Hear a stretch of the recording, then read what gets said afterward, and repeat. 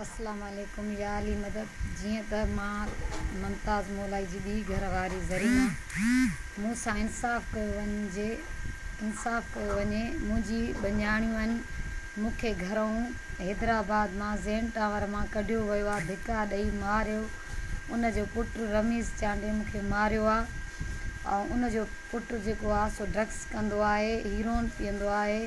मुंहिंजी धीअ खे बि ड्रग्स कराईंदो आहे, हुको पीआरींदो आहे, नशा कराईंदो आहे, उन सां ग़लति कमु कंदो आहे। मूं वटि एसी ताणी उन जा वीडिया पिया आहिनि।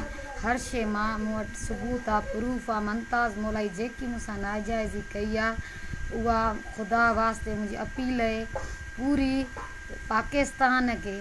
मां पाकिस्तान पूरे जी न्याणी आहियां। मां ग़रीब आहियां, मां यतीम आहियां। उहो अमीर माण्हू आहे। मां हुन सां जाॾे कोर्टुनि में थी वञा, जाॾे थी वञा, मुंहिंजी वाह कोई नथो ॿुधे। मां हिकु यतीम माई आहियां। मुंहिंजी चीफ जस्टिस खे रिक्वेस्ट आहे, इमरान ख़ान खे रिक्वेस्ट आहे, बिलावल भुट्टो खे। लाड़काणे ज़िले में मां राश उन जी आहियां, राश वारी आहियां, उन जे राश ॻोठ जी आहियां। जेको आहे सो मूंखे महिरबानी करे मूंसां मदद कई वञे। मूंसां ॾाढो ज़ुल्म थियल आहे, ॾाढो ज़ुल्म करे थो मुमताज़ मोलाई। हिनमहिल मूंखे न घर आहे, न मूंखे तड़ आहे, न मूंखे कुझु बि आहे। मां हिनमहिल दर दर या धिका थी खाईंदी वठां। मूंखां बचा खसिया विया आहिनि।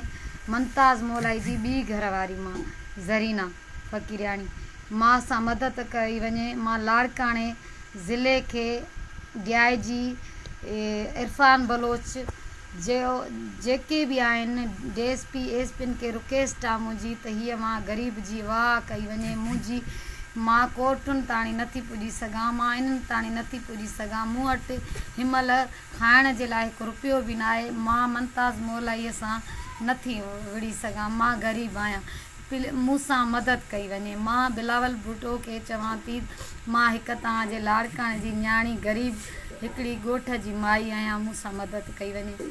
आसिफ़ ज़रदारीअ खे बि अपील आहे मुंहिंजी त मां तव्हांजे शहर लाड़काणे जी आहियां।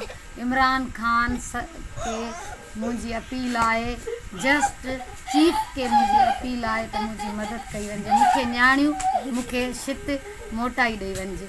मूंखे न्याणियूं, मूंखे शित वठी ॾिजे त मूं ते वॾी महिरबानी थी वेंदी। मां ग़रीब आहियां। मौला अली मदद।